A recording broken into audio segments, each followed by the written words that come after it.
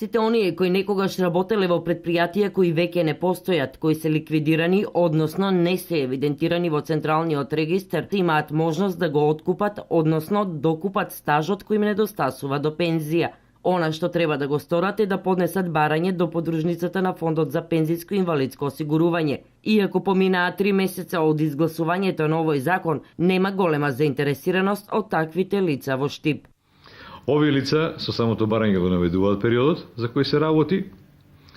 Фондот за пензиско и инвалидско осигурување прави решение, пресметка и решение за плаќање на придонес. И овде е битно едно да се каже дека во обврската за плаќање влегуваат сите оние месеци или години кај што лицето работело, фирмата не ги платила придонесите и фирмата не постои.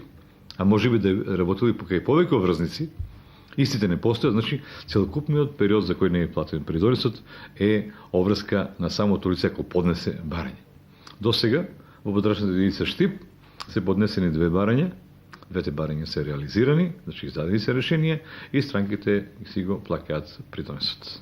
Олеснителна околност е тоа што неплатените придонеси ќе може да се плаќаат и на рати. Можноста за плаќање на 12 последователни рати. Значи овде може да кажеме дека може да бидат во континуитет плаќани тие придонеси, значи ако 2 пати поред не се плати придонесот, веќе самиот договорно со решение паѓа во вода.